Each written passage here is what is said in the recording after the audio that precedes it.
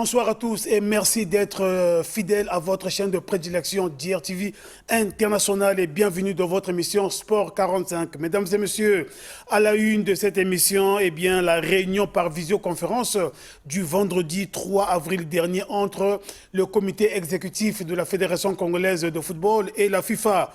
À retenir simplement que la FIFA a contre toute attente encouragé le COMEX à poursuivre ses activités. Et puis la dynamique, le réveil du handball congolais est revenu à la charge. Cette fois-ci en organisant un tournoi de gala qui a donc regroupé, s'il vous plaît, mesdames et messieurs, 19 équipes. C'était donc dimanche là-bas au centre sportif de Makelekele. Monsieur Bello Kisikila, bonsoir. Bonsoir Donald. Et soyez les bienvenus sur le plateau de Sport 45. Plaisir partagé. Mesdames et messieurs, le décor étant planté, nous allons très rapidement aller dans le développement de Sport 45 de ce soir. La Coupe du Monde 2026, co-organisée par les États-Unis, le Canada et le Mexique, comptera 18 équipes pour la première fois avec un record, mesdames et messieurs, 10 nations africaines qualifiées. Ces pays ont brillé lors des éliminatoires CAF et des barrages intercontinentaux, marquant une présence historique du continent. Alors Bello, le continent sera représenté par 10 nations. Oui, Donald de Goma, comme vous le dire, le continent sera représenté, mais le continent sera pas seulement représenté. Erini Kekengouya, prière déjà de nous balancer. Voilà. Le continent sera fièrement et dignement représenté par 10 nations cette fois-ci. Nous savons qu'auparavant, il y avait 3, 5, 6 nations africaines, mais cette fois-ci, c'est 10. La barre est tellement haute pour les nations africaines où ils vont aller titiller aussi. Question de rêver de jouer une première finale pour cette Coupe du Monde. Pourquoi pas? Puisque le Maroc a déjà frôlé cette finale, mais cette fois-ci, les équipes repartent avec beaucoup de décisions et d'envie de faire valoir le football africain, puisque avec des qualifications de grands du Maghreb, notamment l'Égypte, l'Algérie, le Maroc, oui, la Tunisie. Ils sont tous là, le Maroc, la Tunisie, ils sont tous là. Il y a une nation qui revient encore, la RDC, l'Afrique du Sud qui est là, le Cap-Vert et au Petit Poussé qui sera sa toute première participation, et la Côte d'Ivoire, le Sénégal. C'est-à-dire, on peut être fier de suivre les pays africains durant cette Coupe du Monde. Parlons justement du dernier qualifié qui s'est qualifié à l'issue des barrages, les Léopards de la République démocratique du Congo, 52 ans après. Oui, Donald, 52 ans, c'est une histoire. Quand on me parlait à l'époque que la RDC avait reçu un 9-0 face à la Yougoslavie, je me disais que sinon c'est faux, c'était peut-être de l'intelligence artificielle, mais cette fois-ci, moi-même, je verrai la RDC en Coupe du Monde, chose que je ne pensais pas hier, mais avec beaucoup d'envie, de détermination, de travail, de longue haleine, d'unité et l'amour. Les Léopards de la RDC ont réussi à arracher cette qualification. 52 ans pour dire que là où il y a l'unité, il y a le travail, exactement. Il y a la cohésion, les choses peuvent avancer. Alors c'était à l'issue d'un match âprement disputé face à la Jamaïque, 1-0 finalement. Oui, Donald, si vous voyez déjà cette rencontre Jamaïque-RDC, pour moi je disais que la RDC partait favori. Puisque le parcours des deux nations était tellement opposé. Mais en Afrique, la RDC sorti d'abord deuxième dans son groupe des éliminatoires, derrière le Sénégal.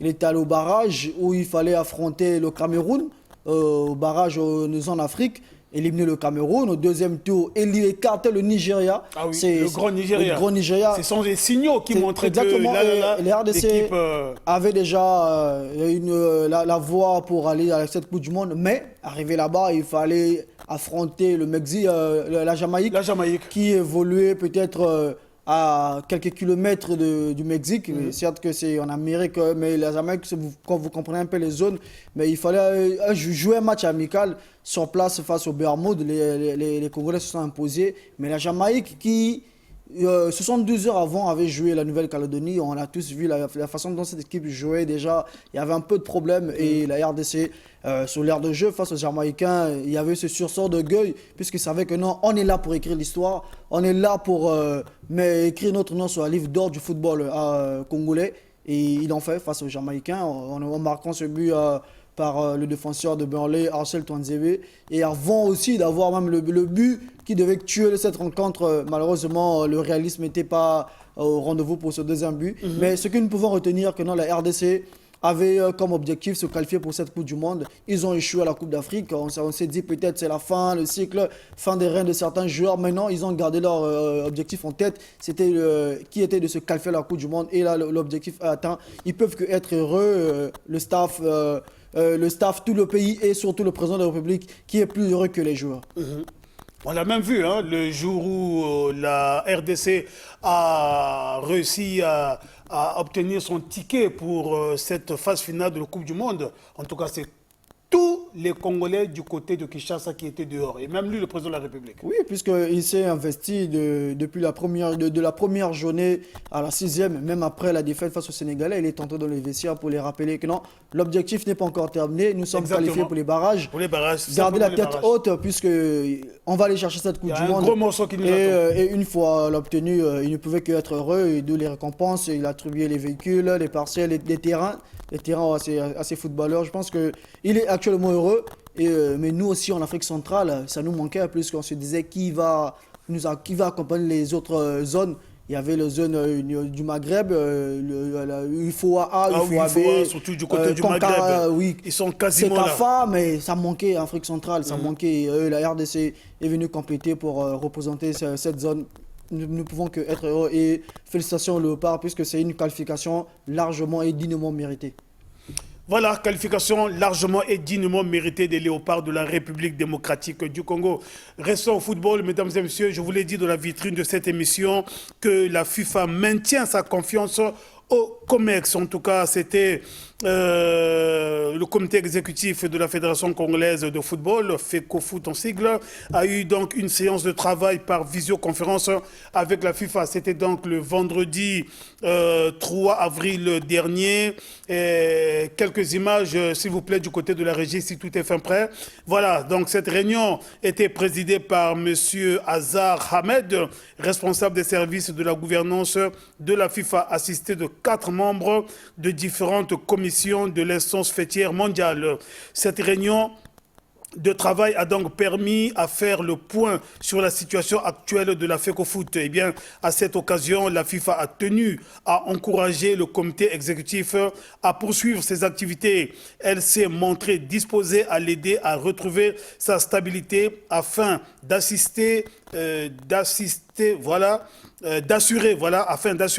le fonctionnement normal de l'institution jusqu'à la prochaine Assemblée générale élective. Soulignons que cette réunion s'est tenue dans un climat de confiance mutuelle empreint de sérénité. Voilà, donc Bello, quelques images finalement de la réunion par visioconférence entre le comité exécutif et la FIFA. Je l'ai dit, une réunion où la FIFA a donc maintenu sa confiance au COMEX, comme nous le voyons sur ces images. Donald, ce n'est que normal. Moi, je pense qu'avoir de telles réunions d'évaluation après plusieurs problèmes que nous vécons ici au pays, la crise, où nous savons que 2 ans de cela, il y a des mon petit frère, excusez peut-être, qui est là, il ne connaît pas ce qui se passe. Est-ce qu'il se pose la question, est-ce qu'au Congo on joue au football, puisque ça devient tellement un peu inquiétant. La FIFA a décidé d'organiser cette réunion d'évaluation, question de voir comment évolue la FECOFOOT, surtout après les condamnations de ces 3 membres, notamment le président Jégui Blazimaolas, le secrétaire Badjimombo et le financier Raoul Kanda. Il fallait un peu remettre les choses en place, question que cette institution continue de vivre. Et la FIFA n'a fait que ce qui est logique, c'est de respecter le texte, et il a maintenu sa confiance en totalité à cette fédération, au COMEX, question de continuer et de relancer les activités avec l'appui de la FIFA, puisque 3 personnes manquent, mais l'institution est là, les hommes sont là, il y a les postes, il y a les vice-présidents, donc il faut continuer à faire vivre cette institution. La FIFA les a demandé de continuer à mener les activités, question de faire ce qu'il faut pour cette maison qui est la FECOFOOT. Mais malheureusement, les stades sont toujours fermés. Oui, le stade, c'est ça le plus grand problème. On se disait toujours que tant que le stade restera fermé ici, ça sera très difficile pour nous de parler football. On a vu les preuves avec la Sotoyo quand les stades étaient fermés, ça a été toujours difficile. L'équipe s'est battue miraculeusement en arrivant jusqu'au quart de finale, mais l'équipe a été toujours rattrapée à ces stades de la compétition face à une équipe qui est bien en compétition. dans son championnat, le Zamalek, et on se disait que si Otoe était peut-être en championnat, peut-être que ça pouvait faire l'affaire. Les Kalioto Code pouvaient éliminer cette équipe égyptienne, mais les stades sont toujours fermés et à l'heure où nous parlons, il n'y a pas toujours des stades, donc c'est ça le problème. Mais ils vont quand même chercher les palliatifs, puisqu'il n'y a pas seulement les championnats, il y a aussi les formations, il y a aussi des détections qui peuvent organiser des séminaires. Pourquoi pas pour faire vivre la maison du football qui est la FECOFOOT. Alors Bello, à ce niveau-ci, quasiment 3 ans sans championnat, ça veut simplement dire que l'année prochaine, le Congo n'aura pas de représentants au niveau de la compétition africaine interclub. On peut mettre Qu'est-ce qui est prévu là? On peut mettre ça d'abord entre guillemets, puisque à mon humble avis, je vais juste paraphraser les propos du président Jean-Guy Blaise Maola, ce qui rappelait au club qu'en cas de non-championnat cette fois-ci, cette année, il n'y aura pas d'exception au niveau de la CAF. Nous n'aurons pas de représentants. Donc le Congo n'aura pas de représentants en coupe de la Confédération ou encore en Ligue des Champions. Donc interclub. Et les joueurs deviendront automatiquement libres. Donc c'est les dangers que nous sommes en train de courir. Les clubs sont en train de courir derrière. Et nous, le Congo, ils peuvent aller là où ils veulent gratuitement. Gratuitement. Et pire encore, c'est de voir qu'avec ce beau parcours qu'a réussi à faire là Sotoyo, n'est pas joué la compétition africaine l'année prochaine, ça sera catastrophique. Et cela ne va pas du tout honorer le football congolais et le pays, puisque Otoyo a dignement représenté la République malgré le manque de championnat. Parlons-en quand même. Dignement représenté la République. Et arriver surtout à l'étape des quarts de finale, sans championnat dans les jambes, il faut le faire. Otoyo a réussi l'impossible, là où les gens avaient des doutes, puisque personne ne voyait vraiment Otoyo aller loin. Et quand vous voyez les adversaires Otoyo préliminaires, il y avait les Ferroviaro. Il a après éliminé Primero, on s'est dit peut-être que c'est l'exploit. D'abord au premier tour, exactement, oui. Entrée Ferroviaro, on s'est dit bon, Ferroviaro, arrivé en phase de poule, il y avait où on classait pas d'abord Otoyo parmi les favoris, il y avait Belouizdad, Stellenbosch d'Afrique du Sud, Singida la Tanzanie, on se disait que peut-être Otoyo va peut-être se battre pour la 3e place. Non, la grande surprise c'est Otoyo qui lamine tout le monde en première vue d'ici, avec 9 buts marqués, 3 encaissés à domicile. C'était déjà... pour moi, l'objectif était déjà atteint. C'est s'imposer face à Zamalek, c'est 4, prendre 3 pour Belouizdad et 2-1 face au Tanzanais de Singida. Je me disais peut-être que Otoyo pouvait s'arrêter là, mais non. Otoyo, l'aventure Otoyo arrivé plus grand encore. Arrivé plus grand. Et plus il évolue dans la compétition, plus il arrivait plus grand. Ouais. Et le match face à Zamalek, qui les a peut-être éliminés, le match nul de 1-1 ici à Madeba, puisque là-bas, alors qu'il y avait de la place. Il y avait de la place, Otoyo a perdu. C'est peut-être ça les conséquences du manque de championnat, puisque les dirigeants n'ont pu que faire avec quelques matchs amicaux organisés. Mais c'est aussi difficile à trouver, puisque partout il y avait des championnats déjà, difficile d'avoir un adversaire capable. Otoyo était même obligé de jouer face à des équipes qui ne jouent pas, qui n'ont pas de compétition. Donc ils rassemblent les joueurs de gauche à droite pour aider l'équipe. De colmater les brèches et de se mettre un petit peu en donc c'est un peu difficile. Ce qu'ils ont réussi à faire, moi je peux que féliciter les dirigeants de cette formation et surtout l'entraîneur et le courage des joueurs qui avaient en tête que nous jouons pour nous jouons pour la République et nous devons nous concentrer pour aller plus loin. Il y a une réception qui est en vue par le président général. Elle a déjà eu lieu ou bien... Non, la réception de l'équipe, je ne suis pas peut-être en mesure de bien savoir si la réception a eu lieu, mais selon mes informations, la réception a été annulée. Annulée ou reportée? Reportée, plutôt oui, reportée. C'est même ça le mot, reportée. Donc nous attendons le jour à venir pour voir si l'équipe sera reçue. Mais je pense que l'équipe sera reçue, puisqu'après tout ce qu'ils ont réussi à faire, ils méritent quand même bien évidemment, les honneurs du président général. C'est comme ça. Les Léopards sont qualifiés, ont été reçus. Otoyo a atteint les quarts de finale pour la première fois de son histoire. Il mérite aussi d'être reçu. Et je pense qu'avec le travail bien fait de cette coordination de cette équipe, les joueurs seront reçus et tout le staff technique. Voilà, en tout cas, mesdames et messieurs, parlons à présent handball, le dernier virage de cette émission, pour vous dire que la dynamique qui ne fait pas les choses à moitié, la dynamique pour le réveil du handball congolais est revenue à la charge en organisant cette fois-ci un tournoi de gala du côté du centre sportif de Makelekele Bello. Vous y étiez? Exactement, Donald, la dynamique. Quand on parle de dynamique, on voit du mouvement, il y a vraiment du dynamisme au sein de la dynamique pour le réveil du handball congolais.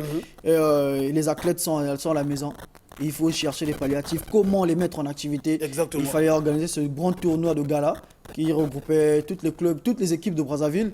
19 au total. 19 au total, jouer sous le soleil, chose qui m'a encore fait mal de voir les jeunes jouer sous le soleil, en hommes et en dames, jouer sous le soleil au terrain de centre sportif de l'ICEPS. Le centre sportif Makele, où les rencontres se jouaient de 9h à 17h. Vraiment, l'ambiance était belle. Il y a eu des rencontres comme les joueurs ont joué comme s'ils étaient en championnat. Mais c'était juste des matchs de gala où il fallait se mettre en jambes, question de ne pas trop rester à la maison, puisque ces athlètes sont payés régulièrement chaque fin du mois. Et ils ne peuvent pas rester à la maison sans rien faire. Il fallait les mettre en activité. Et comme ils savent bien le faire, la dynamique, ce n'est pas une première fois, il fallait d'abord les relancer.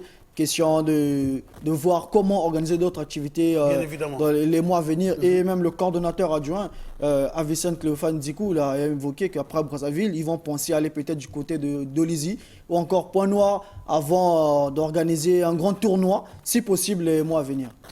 Voilà, mesdames et messieurs, nous allons donc partir rapidement du côté du stade du terrain de l'ICEP, c'est ce centre sportif de Makelekele, pour aller voir comment est-ce que les jeunes handballeurs et handballeuses ont renoué avec la petite balle. Et dans cet élément, vous suivrez également quelques réactions aussi bien des dirigeants que des entraîneurs.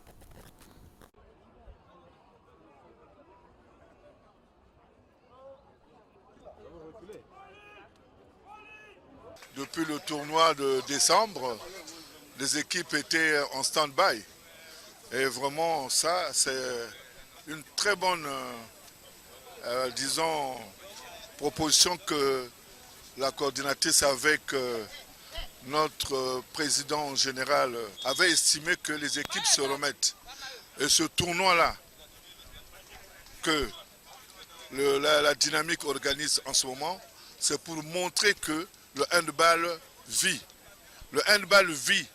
Mais on a failli faire que le handball vit en division. Le handball n'est pas divisé. Le handball est un. Nous sommes un et indivisible. Et la dynamique le montre aujourd'hui avec 19 équipes. 19 équipes. Et vous savez tout le monde que le président de la Cour constitutionnelle avait dit ceci que il y a le handball, il y a le football.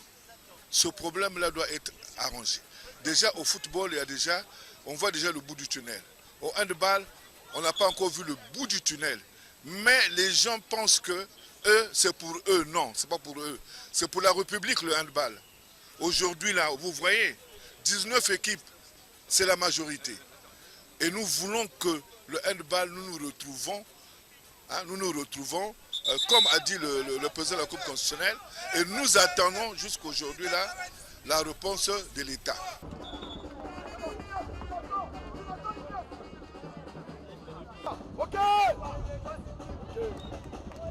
C'est depuis décembre et nous, ça nous manque énormément et comme il se doit. Donc pour nous, il a fallu que nous pressions aujourd'hui, c'est ce que nous avons fait.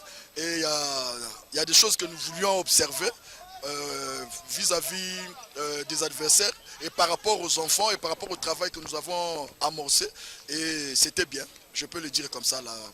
La dynamique, nous, c'est la dynamique, réellement. Et parce que même depuis février, nous attendions le tournoi qui devait nous emmener naturellement à Pointe-Noire. Mais bon, ça, par rapport, il y a eu des coïncidences et tout. Mais là, nous sommes très heureux. Nous exhortons la dynamique de temps en temps. Et quand ils peuvent, de nous proposer des tournois pareils. Et ça nous a permis de voir les failles de notre équipe et pour s'arranger, pour se préparer au prochain match. Et on dit merci pour cette initiative-là, parce que ça nous permet aux enfants de jouer et de connaître leurs difficultés. Et nous, les entraîneurs, de réfléchir comment faire pour avancer les équipes.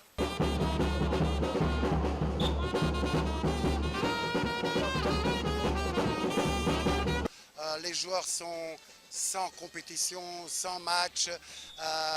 On se plaint après pas quand on va avec l'équipe nationale, mauvais résultat. Mais comment? On n'est pas en compétition. Ces joueurs qui doivent donner et créer cette équipe nationale ne jouent pas des matchs pendant un championnat qui est dur, qui dure une trentaine de matchs, qu'on puisse avoir ces matchs dans les jambes et pouvoir faire les grandes compétitions, que ce soit avec l'équipe nationale ou que ce soit avec des clubs.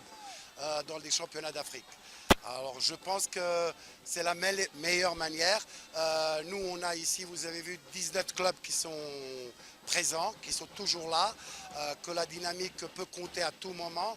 Avec 19 clubs, bien sûr, on peut faire des très beaux matchs. Ça veut dire se préparer et être prêt quand on aura l'occasion de jouer cette grande compétition. Presque toutes les équipes sortent d'une phase de préparation physique. Ça veut dire que tout le monde a eu une quinzaine, une vingtaine de jours d'abord physique. La balle a commencé à être travaillée les derniers peut-être 2 semaines. Elle ne nous écoute pas encore. C'est tout à fait normal. C'est quelque chose qui est normal dans le handball. Maintenant, c'est pour ça que ces matchs viennent au beau temps, qu'on voit ce qu'on doit travailler dans les entraînements, quand on travaille, quoi améliorer, sur quoi faire attention. Ça sert à nous, aux techniciens, de seulement corriger nos erreurs qui sont. La qualité, vous voyez qu'il y avait de très bons matchs, des matchs très intéressants. Tous les dimanches maintenant, on va jouer des matchs de 1 heure, 2 fois 30 minutes, 5 matchs par week-end. Ça fait que toutes les équipes vont jouer. Une semaine, ça va être certaines équipes, après c'est les autres. Quelqu'un va se répéter. Qui est prêt, il va jouer comme ça. Il a besoin de match, il joue le match avec quelqu'un et on change d'adversaire chaque week-end. La force du handball, on la voit où elle est. Vous avez vu ici, comme ça, en quelques jours, on s'est mis d'accord de faire un peu ces matchs de gala pour préparer ces matchs amicaux. Et on a 500-600 participants. La force du handball, elle est là. Moi, j'espère seulement que la bonne compréhension va être mise en place pour que nos joueurs bénéficient de ça, car ce sont les seuls perdants, malheureusement. Bien sûr, les clubs perdent aussi. Ils engagent des moyens pour que ces enfants puissent entraîner, mais c'est eux qui perdent. Ils n'ont pas de compétition, ils n'ont pas quelque chose qui est en cours. Mais nous, on est là, on les tient, ils doivent jouer et ils doivent être prêts à tout moment. J'espère seulement que la bonne compréhension va arriver très bientôt. Voilà, Zoran Batinik, entraîneur de CEF Gisso. Alors, Bello, 19 équipes prennent part justement à ce tournoi de gala. 19 équipes peuvent également prendre part carrément à un championnat digne de ce nom. Oui, Donald, mais on voit au football, au handball, au basket, c'est rare de voir un championnat avec 19 clubs. Mais là, 19, c'est déjà énorme. Largement suffisant. Largement suffisant pour organiser un championnat professionnel. Un championnat professionnel. Ne dis pas un championnat amateur, non, un championnat professionnel. C'est énorme déjà et la dynamique a un temps de réussir à garder ce nombre d'équipes à ses côtés. Je pense que les gens doivent comprendre qu'il y a quelque chose qui ne va pas ailleurs. Puisque selon certaines sources, le championnat de la Ligue professionnelle se joue du côté de... Pas certaines sources, puisque à la Ligue professionnelle, la soi-disant Ligue de Nicoloba, il y a 7 clubs. Je pense qu'on joue un championnat professionnel avec 7 clubs, dont les clubs ne sont pas professionnels d'abord elles-mêmes. Et on a organisé un championnat professionnel. Je pense qu'on doit se mettre ensemble pour arrêter cette hémorragie, puisque le Congo est réputé au niveau international pour du côté handball. On ne peut pas organiser les choses comme ça, on ne peut pas faire les choses dans l'anarchie pour satisfaire quelqu'un, puisque le handball, c'est un sport qui unit. C'est un sport c'est un vecteur d'unité sociale. Il y a des jeunes qui sont autour là, qui n'ont que ça comme passion. Bien évidemment. Et les mettre de côté juste pour les sanctionner. Sanctionner déjà 25 clubs, plus de 75 dirigeants. Je pense que c'est énorme. La réalité rattrape. J'ai suivi le match inaugural de la nouvelle ligue professionnelle. Que moi je pense que c'est abusé la part des dirigeants de la FECO Hand, créer une ligue professionnelle avec 7 clubs où le gymnase Nicoloba était carrément vide, tu peux parler de gauche, on t'écoute à droite, alors que quand vous voyez le championnat, le tournoi de gala de la dynamique, aller jouer comme ça, un simple tournoi de gala, mais l'engouement, jouer à l'air libre, visible. Jouer à l'air libre qui a attiré de l'engouement, la population était là, et les athlètes, il y avait vraiment de l'engagement au sein des équipes. Je pense que j'aimerais bien qu'on retrouve l'unité au niveau du handball congolais, que les dirigeants de la FECO Hand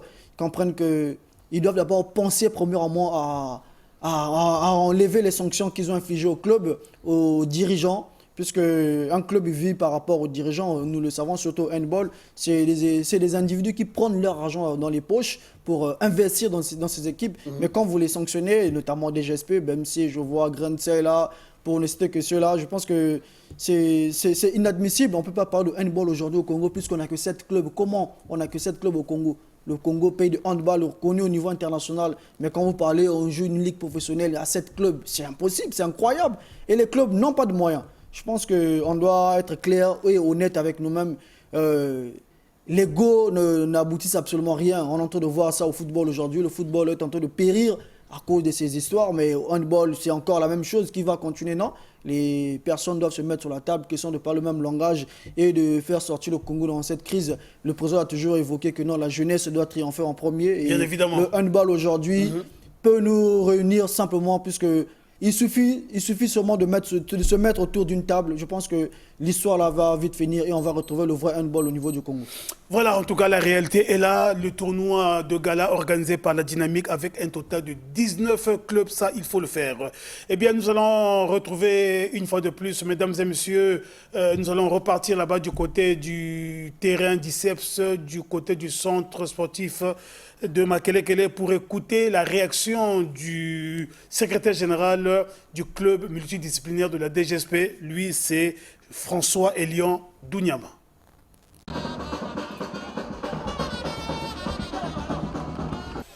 La dynamique fonctionne. La dynamique fonctionne. Vous savez qu'à la deuxième édition du tournoi organisé par la dynamique ici à Brazzaville, il était prévu qu'il y ait la suite. Donc la suite, c'est ce que nous vivons. Aujourd'hui, je viens étant secrétaire général du club multidisciplinaire DGSP parce que j'ai reçu l'invitation de la dynamique, d'où on a ordonné à ce que les équipes prennent part aux activités et nous sommes là. Ce comportement-là, ça date quand même. Ça date depuis que les amis de l'autre côté ont créé leurs incidents et tout. Nous, on n'a pas voulu prendre part aux activités. Non seulement cela, on ne reçoit pas les invitations venant de la fédération ou de la ligue lorsqu'ils ont des activités.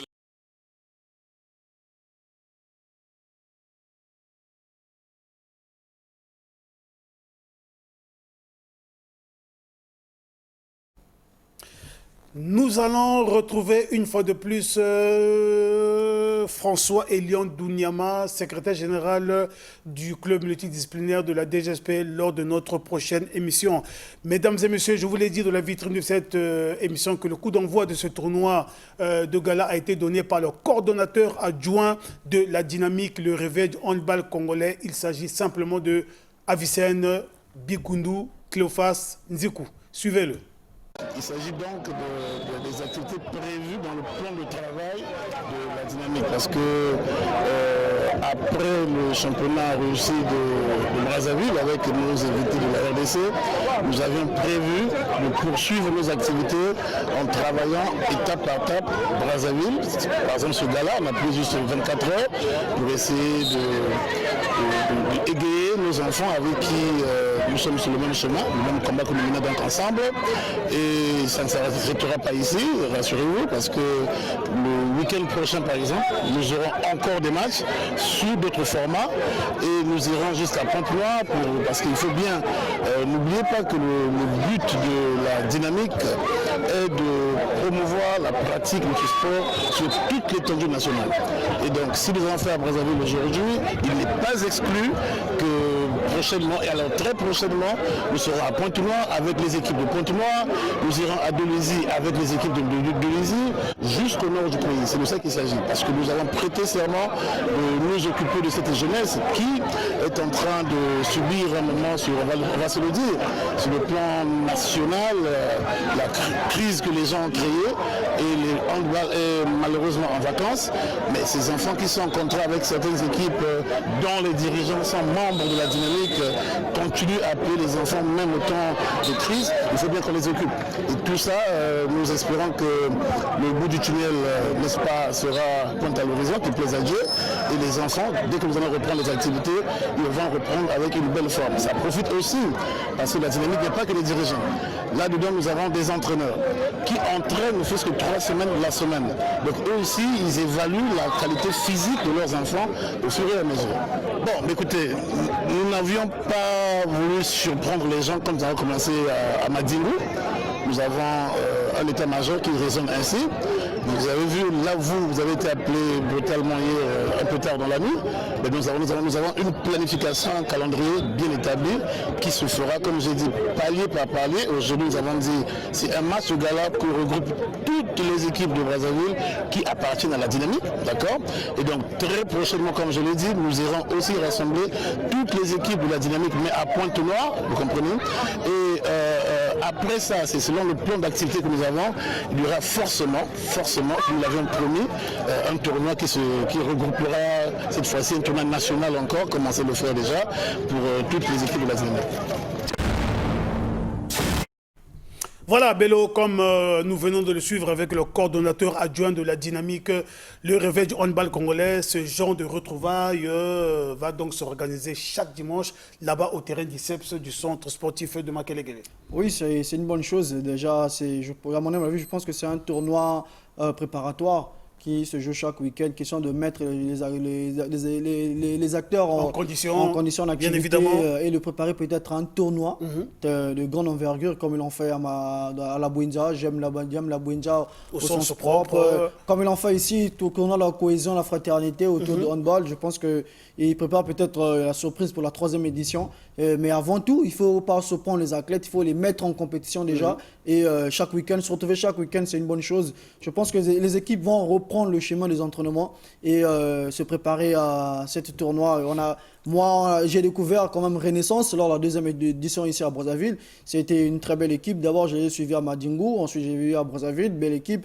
qui ont quand même remporté le trophée ici face aux dames de la DGSP. Et hier encore, j'ai retrouvé les filles qui montent encore d'un cran. Je pense que c'est Renaissance. Renaissance, c'est une équipe qui s'entraîne régulièrement et ces équipes-là, nous voulons pas les perdre au niveau de leur public, puisque, comme a dit le secrétaire général de la DGSP, que lorsque la fédération organise ses activités, ils ne nous invitent pas. Je pense que ça fait très mal d'écouter ça. Une fédération doit unir quand même. Il est là pour travailler ensemble avec les autres et non pour séparer. Lorsque vous organisez l'activité, invitez les clubs. C'est le club qui est là. Ce n'est pas la personne si vous avez un conflit avec la personne, laissez la personne, mais invitez le club. Ce sont les clubs et les dirigeants sanctionnés.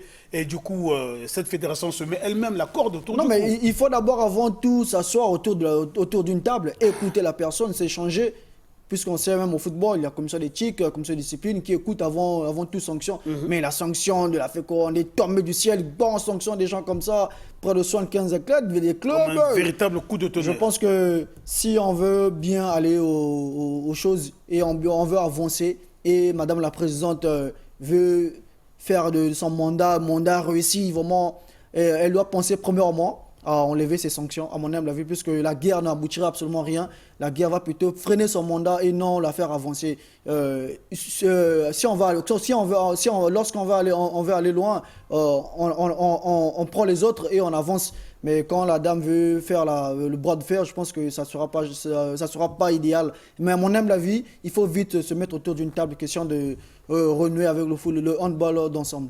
Voilà, mesdames et messieurs, la dynamique qui ne fait pas les choses à moitié. Après donc le centre sportif, un rafraîchissement a été offert au Lounge Bar Mia. C'est sur l'avenue du 5 février au quartier Diata, dans le 1er arrondissement de Makelele. En tout cas, c'était dans une ambiance indescriptible. Morceau choisi.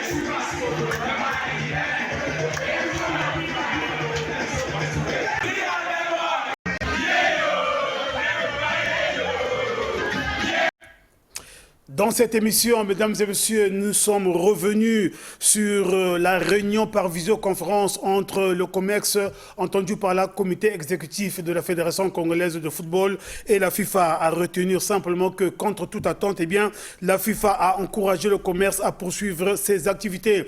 Et puis, la dynamique, le réveil du handball congolais a organisé un tournoi de mise en jambe, un tournoi de gala, oui, de mise en jambe du côté du centre sportif de Makele. Voilà, complètement bouclé, mesdames et messieurs. En tout cas, le plaisir était pour nous d'être chez vous ce soir pour parler sport. Bello, merci pour ton expertise. Merci, le Donald. prochain renouveau est donc pris pour le lundi prochain. Et surtout le dimanche, si nous pourrons nous retrouver encore au gymnase, au centre sportif pour le tournoi de gala de la dynamique. Merci donc à toute équipe technique, David Gomez qui était derrière cette caméra, Ernick Kengouya du côté de la régie, Benny Massomba du côté de la régie son. Je n'oublie surtout pas notre correspondant du côté de Pointe-Noire, Nessori Songa de la Songa. Quant à moi, mesdames et messieurs, je vous dis au revoir. D'ici là, portez-vous bien.